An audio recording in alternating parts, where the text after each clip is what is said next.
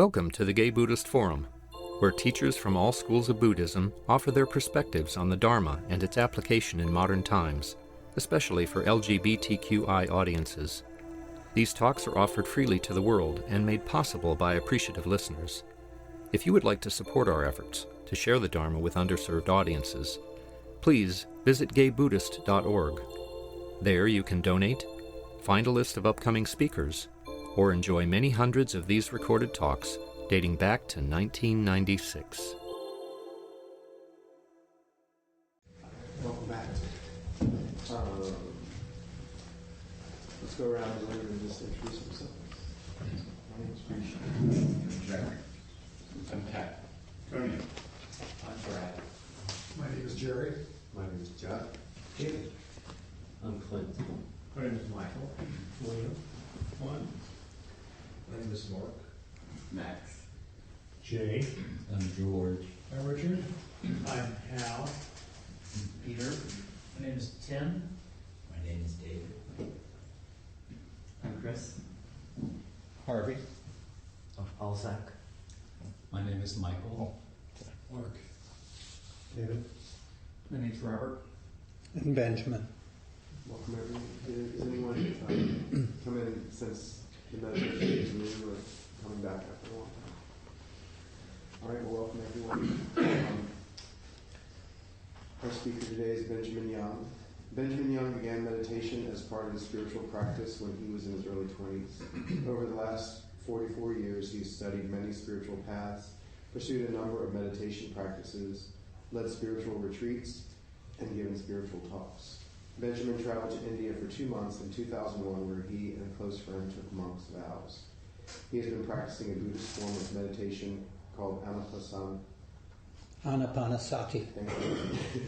Mindfulness of the in and out breath for the past 20 years, and assisting others in developing their spiritual practices. Welcome. Okay. You would think after 20 years I should know how to breathe, wouldn't you? I spent a lot of time thinking about what I'm going to talk about. Fortunately, I don't do really frequent talks, so there's a lot of space between them that gives me the opportunity to think about it. And this time it took about 2 months to come up with the topic. And then it took about 2 months thinking about the topic to decide what I was going to say. And usually when I get here, I never say what I think about anyway. So it's a rather dynamic process. But I'd like to give you a title anyway. So the title for the talk is the Kama Vipaka of Spiritual Practice. But before I start, I was sitting in the bathtub doing my morning reading, which is where I do most of my spiritual reading. It's like going to the womb. It's very warm and comfortable. And I started a new book by a monk named Ajahn Brahm. I don't know if you're familiar with him. He's a member of the Thai forest tradition, and his teacher was Ajahn Chah, Ajahn Sumedho. And he's actually centered in Australia. And he tends to write rather unusual books. The first one he wrote was entitled, Who Ordered the Truckload of Dung?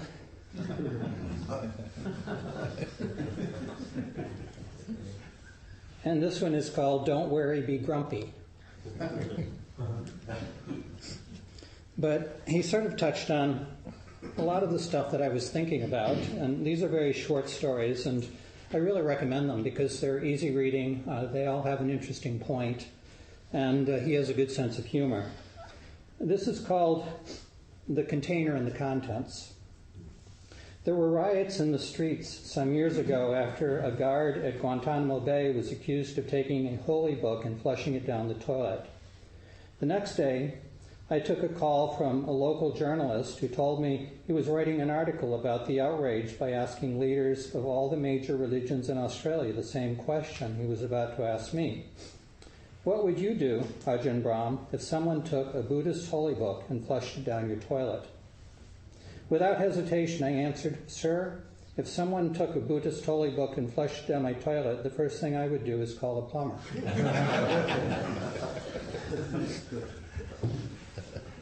When the journalist finished laughing, He confided that that was the first sensible answer he'd received.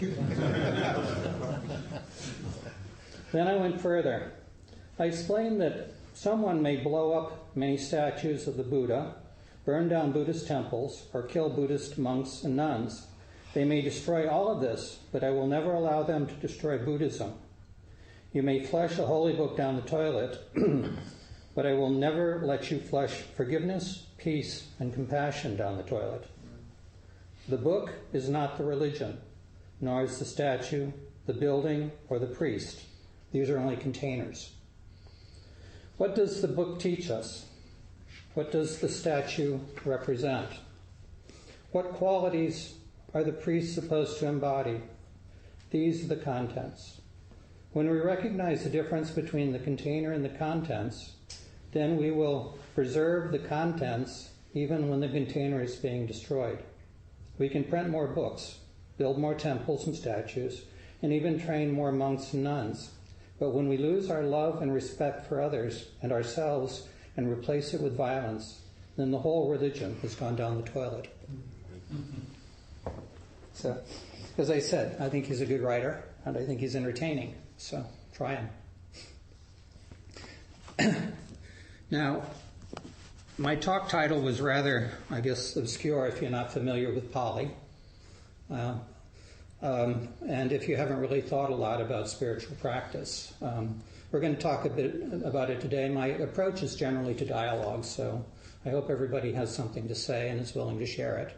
And I'm going to ask some questions that I hope you respond to, either by raising your hand for some of the questions or by actually giving me responses. So this is not so much teaching as it is a conversation and a dialogue.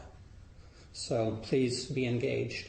So it's one of my forms of engaged Buddhism.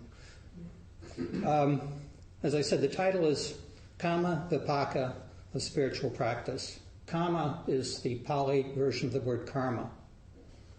So the first question is, does anyone here know what karma is? Is anyone brave enough to take a chance at Action. Great. It's really important because the view we typically hold in our culture of karma is a whole lot more than action. So, to give you a formal definition, karma is a Pali word literally meaning action. The Buddha defined it as volition. Any deliberate act, either skillful, wholesome, or unskillful, or unwholesome. So what's that mean? Means that we're engaged in karma every instant of our lives. Every breath we draw, every thought that arises, every movement of our body or hands is karma, action. Second word, Vipaka. Anyone want to take a stab at what Vipaka means? Again, Pali. Vipaka is a Pali word literally meaning ripening. The Buddha defined it as the results of karma.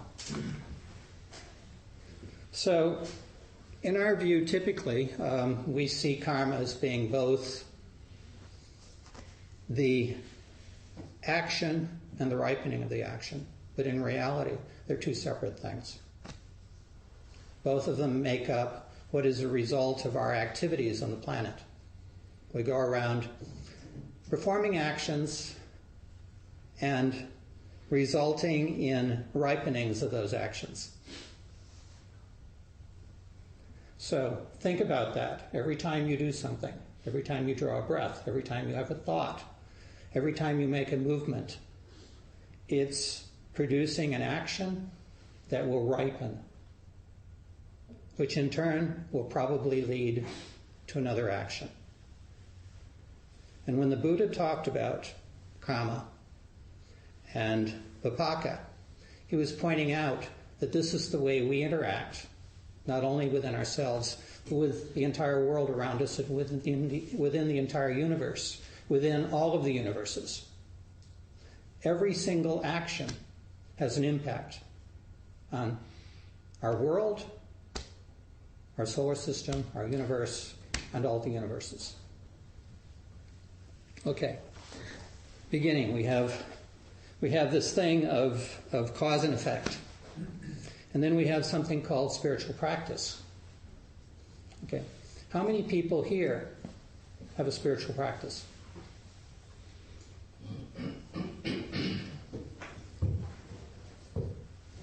How many people here have what they see as a daily spiritual practice? Okay. Who would like to take a shot at defining the word practice? Anybody? I'll be bold. Putting into application the Dharma that your practice puts forth. Okay. In the daily application.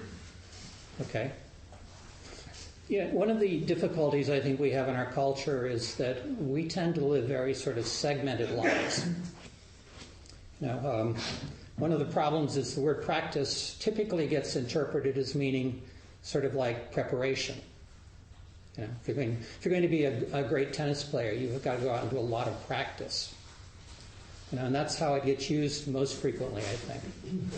But along the lines that you're saying, I have a definition here. The actual application or use of an idea, belief, or method as opposed to theories about such application or use. Would you read that again, please? The actual application or use of an idea, belief, or method as opposed to theories about such application or use.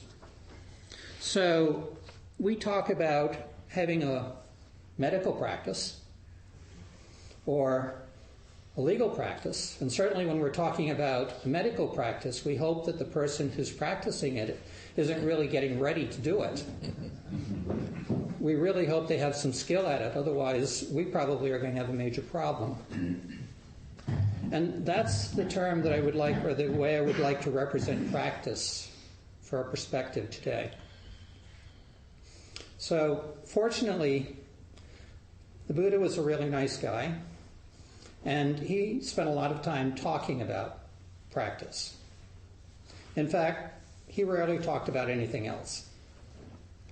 Part of our problem is we tend to take things in little pieces. So when we look at what the Buddha taught, we may take a piece of it and look at it and spend a lot of time thinking about it and lose the context under which the Buddha was presenting it.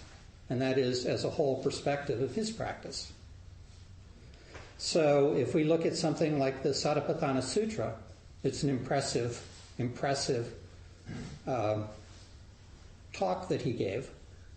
But you can lose the context of how that applies to all of our lives because it's actually a very intense presentation. But the Buddha was trying to give guidance to people about what they should do with their lives. And the first thing he did was he established a foundation for why we should be doing a practice. So, why? What's the purpose of having a spiritual practice? For one thing, to gain some mastery over your mind instead of being run by it. Okay. Others? Yeah? I think of it as getting myself in alignment. Okay. Don't ask me with what. With what?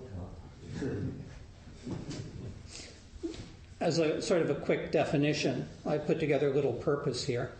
And, I tend to be very mental, which is probably one of my greatest issues in practice. But I said, to help us exercise more authority over those aspects of our lives that are less physical.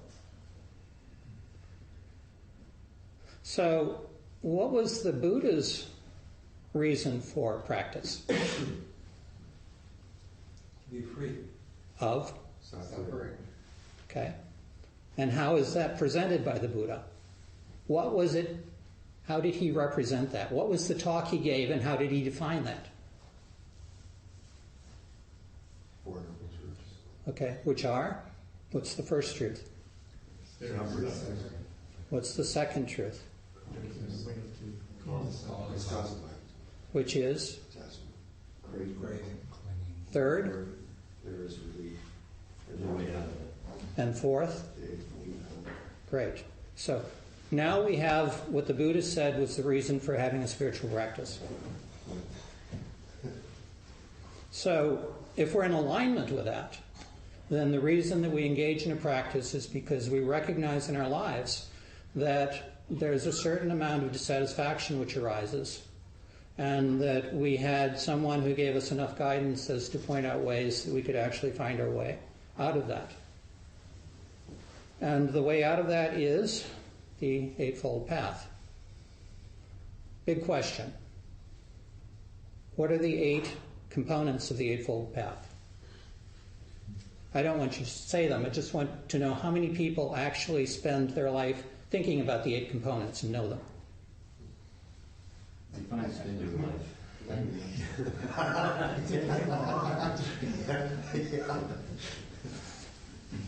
It's spiritual practice. The Eightfold Path is the practice.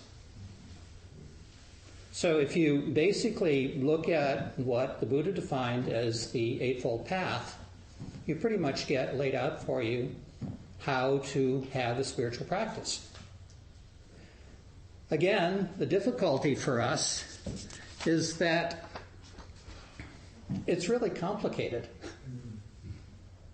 I mean, it's 8 things we have to think about, and somehow we have to integrate into our lives. And, I mean, that really seems like, I mean, when I first looked at it, I spent some time memorizing it. And I thought that was sort of cool because, you know, I could recite it back. I now know what it is. And then I realized that, well, okay, right view. Well, what is right view? I mean, and not only what is it, but how do I apply it? I mean, what's right? What's view?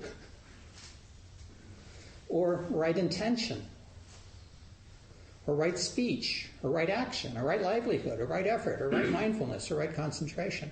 I mean, each of these things in themselves seem like, you know, I could spend months and years just sort of looking at them. How am I going to somehow integrate those into my life and make that my practice? Well, it's taken me years and years and years, and I'm not sure I still have an answer, but at least I have some things that I can point at that might be useful. One of them is that the Buddha organized the Eightfold Path into 3 components. So it seems that maybe 3 might be easier to deal with than 8. It would be nice if he could organize them into 1, which he did was the spiritual practice, but again, that's a little more difficult to deal with. So let's look at the 3 components.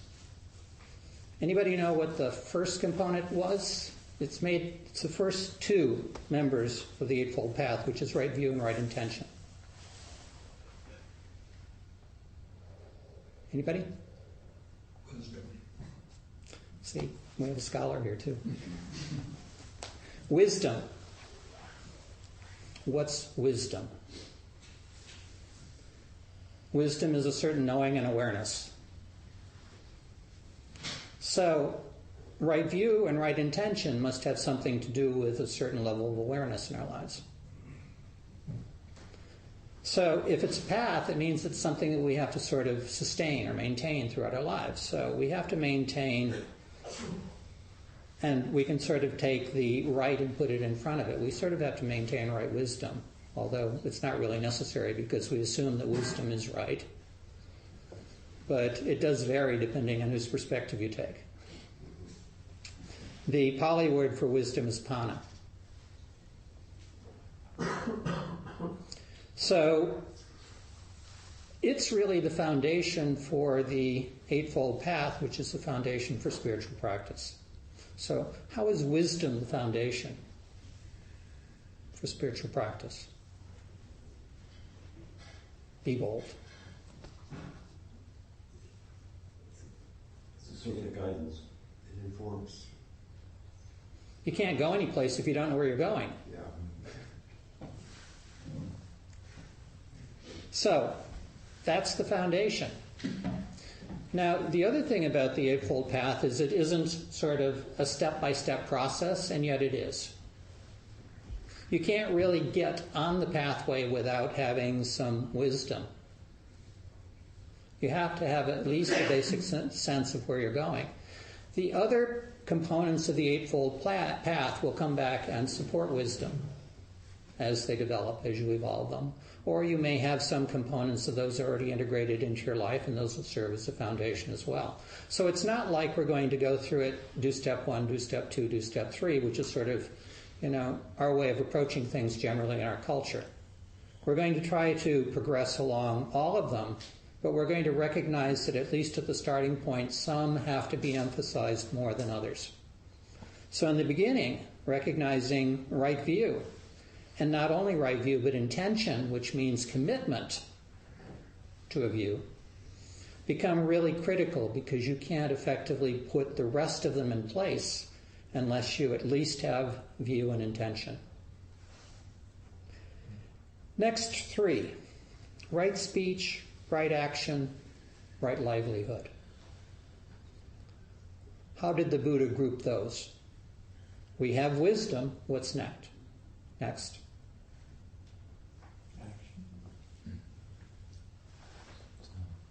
Compassion. Ethics. Virtue. Virtue. So, we have wisdom that we're going to follow a path. Now we're going to go out into the world, and we're going to begin to try to do things in a way that appears to be, from our wisdom, the right direction to move in. Those include right speech, right action, and right livelihood. Okay, so now we have wisdom, and I'm going to call it ethical conduct for right now. That's because it's easier to remember, because it's written down in front of me. Right speech. What we're talking about not only is what we say to others, but how we say it, and what we mean by it, the intention behind it. It also means that dialogue that we maintain with ourselves that nobody else hears. I was looking at I've been reading some books on pranayama recently. Is everyone familiar with what pranayama is? Working with the breath. It's a practice, Hindu practice primarily, but Buddhism engages in. There are actually Buddhist forms of pranayama as well. One of the things that it mentioned was we tend to view our brain-body relationship as being sort of one-directional. The brain tells the tongue to move, and the tongue moves. We don't recognize that the tongue moves and the brain reacts. It's a two-directional street. Everything that's going in our body is a two-directional street all the time. So it's not only what we say, but what we think and how it affects us. Anger, tight tongue, rigidity, all those things are having an impact on our brain, as well as our brain having an impact on them. So when we talk about right speech, we're talking about not only the concept of the tongue moving in response to the brain, but the brain moving in response to the tongue. Frequently to others, but... Right livelihood means doing things that don't necessarily produce a lot of discomfort in our lives, professionally. And the Buddha was pretty specific about it. He said you don't really want to go out and sell guns.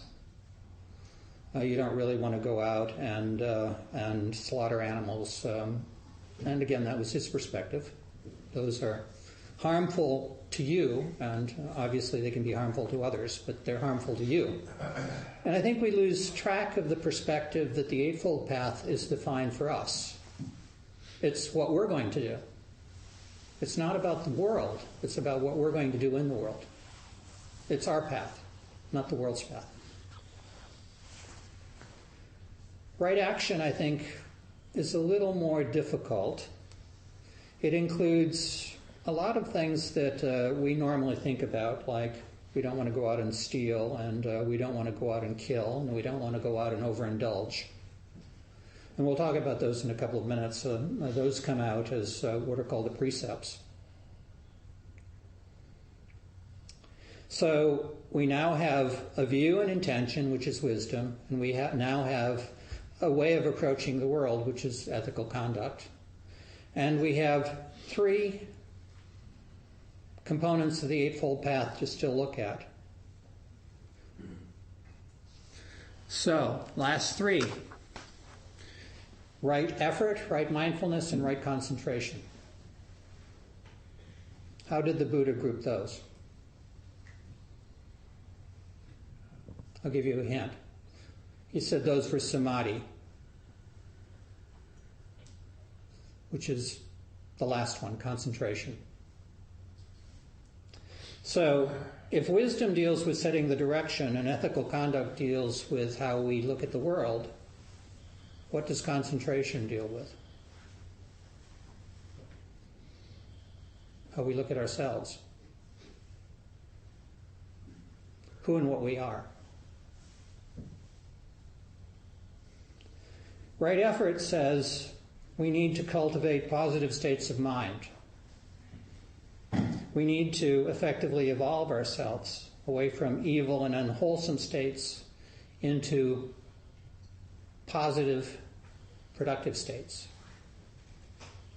It's not about action in the world. It's about setting the intention of our mind so that we move in the direction we choose. Mindfulness. We have to be aware of everything that's going on. Not only everything that's going on around us, but everything that's going on within us. And it's not only what our brains are doing, it's what our bodies are doing. Because of that two-way relationship between body and brain. And finally, concentration, which is really sort of the pinnacle of this, which is a meditative process or a concentrating process where we actually learn the discipline of focusing our minds. So we have 8 steps that are now 3 steps. Wisdom, direction, ethical conduct, facing the world, and concentration, managing ourselves. Which sounds a little bit easier than the other 8, which are a lot more to remember. Does anyone have anything they'd like to contribute?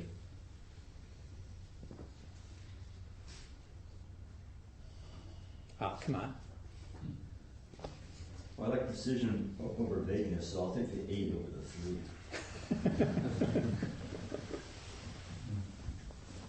I like the distillation of the essence of those 3, categories. Like I never heard the concentration being focused on oneself, but it is. The samadhi. The last 3 is really just the concentration. Those 3 different focus points. Well, it's actually quite complete because you're looking at the pathway, you're looking at the world, and you're looking at yourself, and obviously yourself within the world. Yeah. So it's very complete. Oh, I'm glad you said these weren't 8 steps. You took one in each succession, because I have felt that a focus on the last 3 has led to the previous 8 I think that's true. I think that if you don't have a grounding in wisdom, you're not going to get anywhere with the last 3, though. Yeah, that's true. So, and really, you're not even going to begin to look at the last 3, at least from a Buddhist perspective, until you find that view and intention. Now, what happens is as you begin to practice, as you begin to really develop that mindfulness and that concentration and that effort, it has a profound impact on the wisdom. It illuminates. Yeah, so it becomes a very circular process. But it is linear and circular at the same time. It's a very difficult thing for people to sort of get because, if we have to assemble something, we look at it directions that put us in the position of doing one thing at a time. And this is not a one thing at a time process, even though you have to emphasize different aspects of it at different times. Mm-hmm. If you aren't grounded in wisdom, then the focus should be on wisdom, not on concentration. If you're not grounded in ethical conduct, then don't be heavily focused on concentration because you're going to find it very difficult and frustrating. So find a place to work. Look at what's going on with you, which is wisdom, and select the appropriate activities associated with that view. And seek guidance if you're having difficulty. Look for a good friend. That's the best thing in the world. That's what the Buddha said we should seek out. He didn't advise us to seek out teachers. Seek out good friends. Seek out good friends and what, get feedback? Reflection. Uh-huh. Yeah, feedback. Talk about what's going on with you and ask them for their perspective. If they're good friends, what you're going to get back is an honest perspective. You have to recognize that we're all struggling along the pathway, so you include that in what's happening in the discussions. But who else is there to rely on? You're not going to get out of a book. They're not dynamic enough. Benjamin. Oh, sorry. I was curious if you could elaborate a little more on right speech. I've been dealing with something where I will draft something via email because that's the only connection with this person. And I'm finding that I'm so glad I don't send it because I go back into the draft like 3 hours later and I notice that my speech is not reflecting my true intention. Mm-hmm. And I noticed that there's some egos getting in the way. And so it's been very difficult to communicate the essence of what I really feel. And so I was just curious, how does one quiet down or at least get in touch with what the intent is and kind of quiet down the ego so that one is getting what they need to communicate and one is getting what they kind of want versus compromising so much to where you feel so frustrated that you don't even want to continue the conversation. I think you basically brought up an entire talk.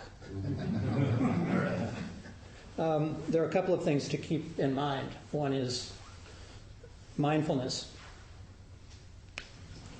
Now, when you write something, it's always wise to give yourself an opportunity to reflect before, especially if you have the potential for holding it long enough before you send it. Secondly, recognize that no matter what you say, you can't control how it's going to be interpreted. And most likely, your intent is never going to be fully recognized. That's the nature of being human. We're separate. And when we put things out into the world, they're subject to the other person's experiences in interpreting what's being said. You can't do anything about that. You can say things in a way that aren't harmful. You can say things in a way that represent what you feel to the best of your ability. And you can say things without anger. You can say things without fear. And sometimes it's best just not to say them. It's the best advice I have. Thank you. But mindfulness is really the key. Because it takes all of those things that make it a selfish perspective away. Or maybe show it to your friend and say, how do you read this? If it's a good friend. If it's your friend. Anyone else? One of the things that the Buddha put out into the lay community were the precepts. Is everyone familiar with the precepts? Raise your hand if you're not familiar with them. Okay. Who's a precept knower here? Who would like to tell everybody what the precepts are?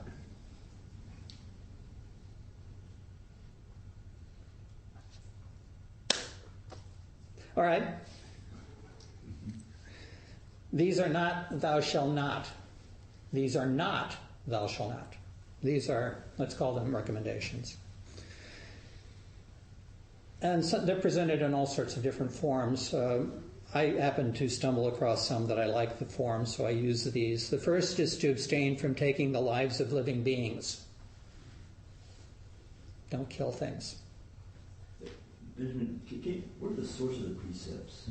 Are they connected with one of the paths in the Eightfold Path, or something separate? Yeah, if you remember, I mentioned when I said right action, they included things like not killing, not stealing, not overindulgence. So the precepts are just kind of further elaboration of right action? It's really sort of the outlooking aspects into the world, how we should effectively behave in the world. And the Buddha was sort of putting this out for lay people, so they had some guidelines as to how they should interact with other people. The way monks interacted with the world is defined in the Vinaya. And believe me, you don't want to get involved in the Vinaya. It's very long and very complicated and a lot of rules. Several hundred, I believe. Correct? I think it was 226 or something. So this is, sort of a simplified version of the Eightfold Path ethical conduct. The non-harm list. Yep, it's really the right action list. Abstain from taking that which is not given. Abstain from sexual misconduct. Abstain from telling falsehoods. And finally, to abstain from intoxicants which are the occasion for carelessness. And I like that. That's one of the best definitions I've heard of it. Because it involves this. It's not about whether it distorts you, it's whether it makes you careless, which is a distortion, but it's a different way of saying it. So, again, these, we usually, this is sort of like one of the things we get presented with from the Buddhist perspective, sort of like the Ten Commandments in Christianity. Except the Buddha never really said, these are things you must do. He said, these are guidelines for how to improve your spiritual practice. Okay? Anybody want to talk about any particular precept?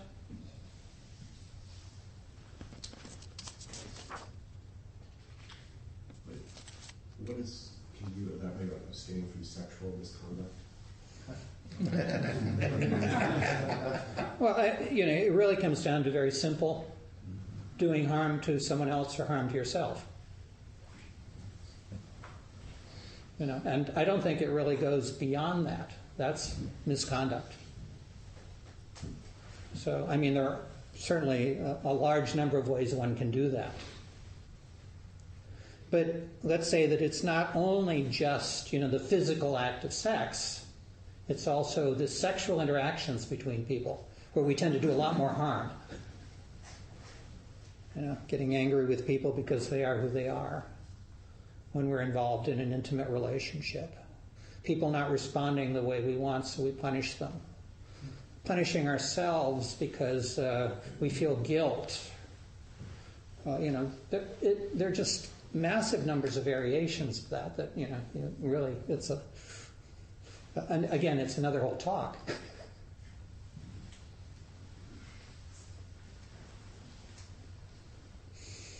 So, does everybody know who Ram Dass is? Yeah. Or most of you know who Ram Dass is? He did an album called Ram Dass, a musical album a long time ago. And it was a mix of chants, and he incorporated into it some readings. And he did one which comes from the Songs of Kabir that I particularly liked. And it sort of addresses some of the things that we need to think about in our spiritual practice. It says, "Friend, please tell me what I can do about this world I hold to and keep spinning out. I gave up sewn clothes and wore a robe, but I noticed one day that the cloth was well woven. So I bought some burlap, but I still threw it elegantly over my shoulder. I pulled back my sexual longings, and now I discover that I'm angry a lot. I gave up rage, and now I notice that I am greedy all day. I worked hard at dissolving my greed, and now I am proud of myself. When the mind wants to break its link with the world, it still holds on to one thing." Kabir says, "Listen, my friend, there are very few that find the path."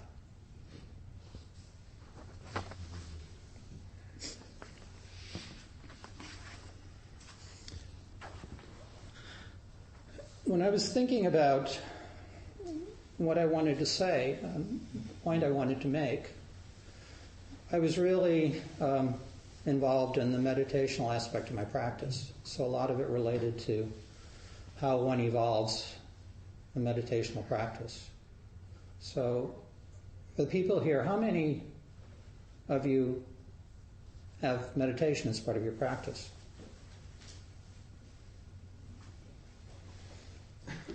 How many of you enjoy the meditational aspect of your practice?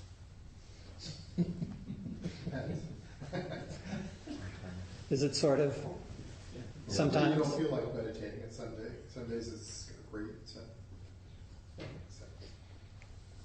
How do you prepare for your meditational practice? Well, I have sort of my own personal ritual in setting up my space and lighting some candles on an altar I have and sitting in a certain way and setting off a timer so that I will have 30 minutes. How long does that take? To prepare, maybe 5 minutes. Okay. Anyone else? I do mine in the morning before I do anything else. So I just wake up and go to the bathroom first. That's one thing I do. I like to do it in the dark so there's no light, like the natural light, so before the sun rises. And I always do, I'll do like 15 minutes of yoga first, kind of get into my breathing, just to kind of relax my body. And then I do 15 minutes. So I do 15 minutes of yoga and 15 minutes of meditation. Okay. So, I have a special space that I do it in. It's like a space that's always there. Okay. Why do you meditate? I was actually thinking about that question when you were asking. And I was thinking about it,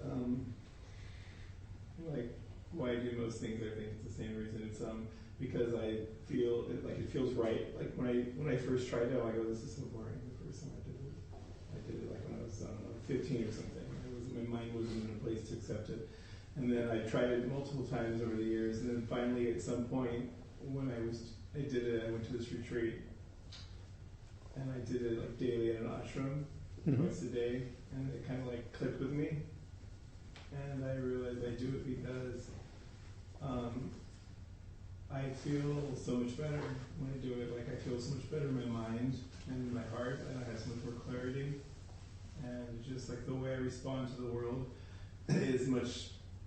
I prefer how I am when I do it as to when I don't do it. I notice a significant difference in like so many aspects of how I relate to the world. Like if I'm compassionate, if I'm frustrated with myself with things, if I just let things go, like stress, and I just feel so much clarity. I think that's the easiest thing. I just notice everything is just kind of clear and calm. So you think it might affect your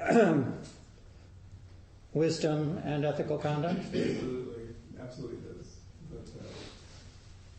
noticed like when I was having significant problems with the boss or some situation, and I meditate a little with an intention, so I do my intentional yoga, and then when I meditate, my intention is already kind of set beforehand, so it's kind of in the background of my mind, I guess, somewhere. But and when I'm having difficulty with something, I kind of think about that before I meditate, and it usually has helped me to kind of face things that I was having trouble facing. Deal differently with people. Anyone else? Yeah, we talked about the Eightfold Path, and the eighth step in the Eightfold Path was right concentration. And the Buddha, when he talked about right concentration, really talked about meditation. So he equated meditation with concentration. So why would he do that? What does concentration have to do with this? With meditation? Yeah. Well, I believe meditation, at least for me, it gives me the opportunity to see how thoughts come and go and how my mind works. I don't know, to some degree it might be a tool to help me focus more, but at least it lets me witness how my mind, how ideas come and go in my mind in a way that I'm usually unconscious of. Right.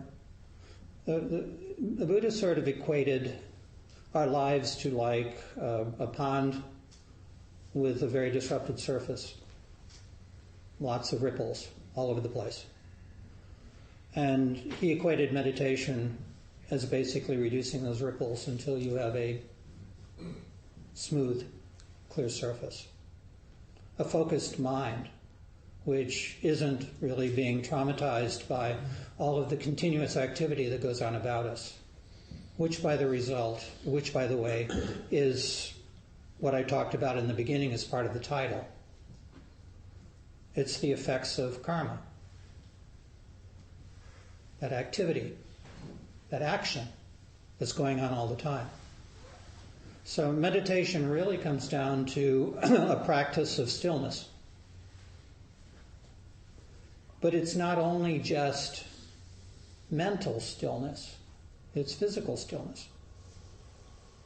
Even in the motion of walking meditation, it's physical stillness.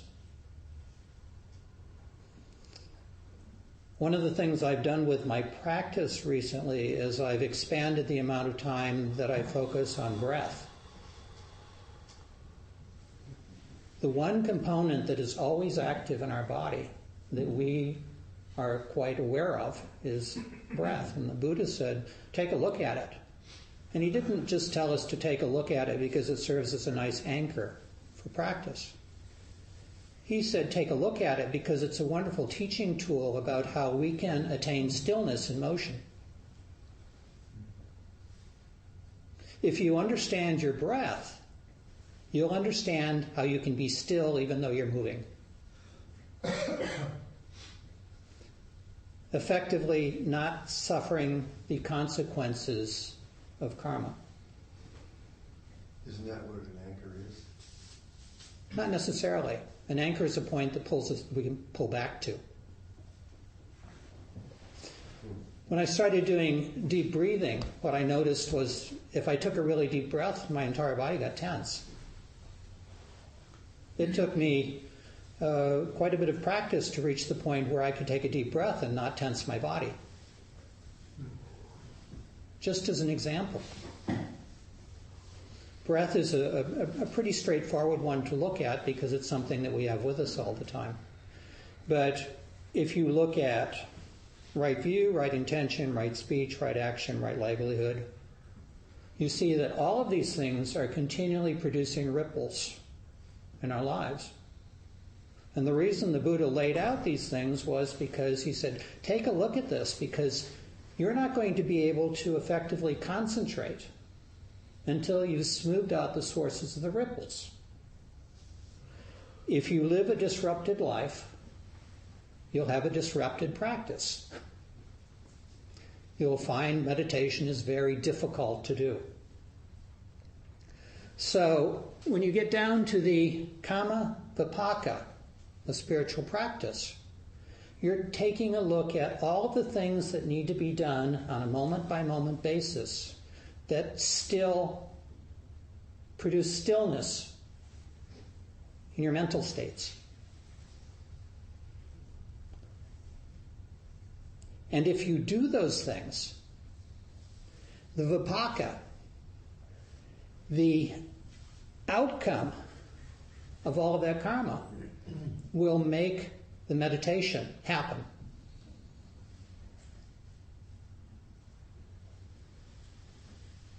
Do you understand what I'm saying?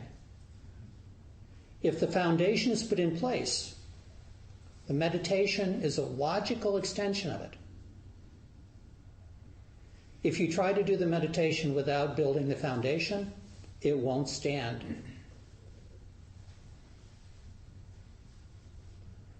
And it's not like the Buddha was saying, wow, you have to go off and become a monk. He said, you just have to make sure that you work at keeping everything clean. Right view, right intention, right speech, right action, right livelihood. You know, we always have a choice of how we do things. We can do an action towards another with anger or with compassion, love. It's our choice. If you do it one way, it'll produce ripples all over the place. If you do it another way, it will make the pathway work for you. Think about it. You get to decide the outcome of your practice by what you do every moment of your life. You lay the foundation. And when you begin to recognize that meditation is really just a component of all of that activity that will come into alignment when that activity is done properly, it changes the entire view. Thank you.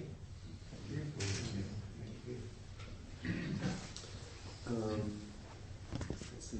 Thank you very much. We're going to get announcements. What's our host? Hi, I'm your host today. So please stay and enjoy the fellowship of the Sangha. There's some evening treats and hot water for tea. If you have some tea, please wash your cup with hot soap and water. I'll be going around with the Dhamma ball. And at 12:30, some people gather at the front door to go to lunch. Everybody's welcome to join them.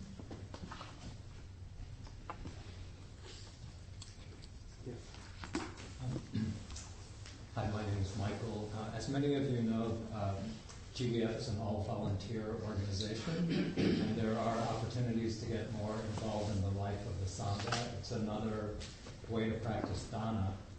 Right now, we are in need of an editor for our newsletter, so I'm just putting that out there. If anybody has that particular skill set, language, and an eye for detail, it essentially involves editing a transcribed Dharma talk once every 3 months. So if you have any interest in that, please talk to me. Thanks. Okay, you have announcements? I don't know if we were aware of the group, the LGBT group that was meeting at the community center has moved into this space on Monday nights. And we're going from 5:30 to 6:30. And they have 2 set speakers and 2 others that come in every Monday night. Could you say a little bit, who are you? And it was the group, the Sangha that was meeting at the LGBT Center on Monday night, and the LGBT Center is going through renovations until August. So they have got this space on Monday night from 5:30 to 6:30. The same sort of format as you sit for 30 minutes and then you have a Dharma talk. Right now the 4 teachers are Zen practitioners, and then they bring other people to talk for a half hour on different topics. And it's just, this is a wonderful space. And, where is it, the space? This right here, yeah, it was at the community center, but because of the renovation, I had to move here. I'm not saying this well, am I? I'm sorry. But I just want to let people know, in case they live nearby or something, and have a Monday night free, please feel welcome to come. Yeah, Dave Rico was the first talk in the new year, and we meet on Monday night. And speaking of speakers, Dave Rico is going to be our speaker next week. I pulled this up because he sent me this. He's going to talk about control and fear.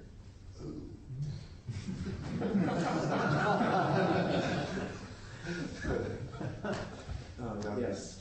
I would just like to put out that, the idea of the Sangha is that it's a community, and periodically we have gotten together in a potluck, and it's something that I would like to put out there. If other people are interested in doing that, we've often done it on a Saturday night. There'd be other nights that would be options, but my name's Mike Bruein, and I'll put out a little kind of note to the mailing list. Great. And just the reminder for Donna, the Pali word for giving, there's a bowl out, and also our host will walk around with the bowl, and the suggested donation is $10, I think $7 to $10. And there are actually two hosts today. Two hosts, co-hosts. And the donations go to pay for this room and for our work with Larkin Street and the newsletter that we put out. So give what you can.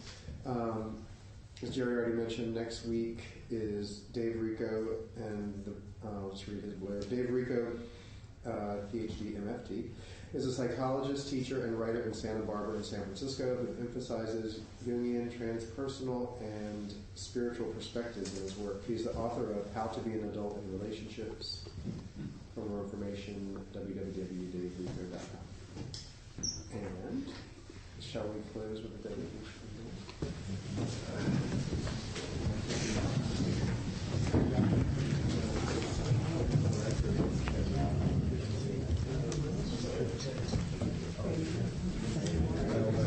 Yeah, I had a cold. I want to just include in our vocation that some of you know Stephen Levine died on Sunday.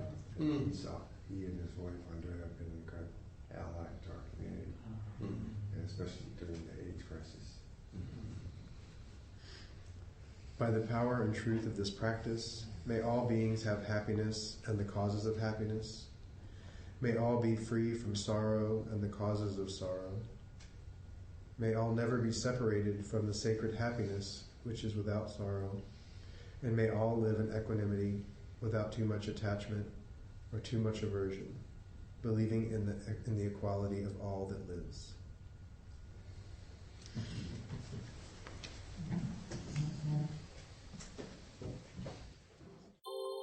Thank you for listening to the Gay Buddhist Forum. If you would like to hear several new talks per month and be notified of upcoming speakers so you can participate live, please subscribe to this podcast, like us on Facebook, and join our mailing list by visiting gaybuddhist.org.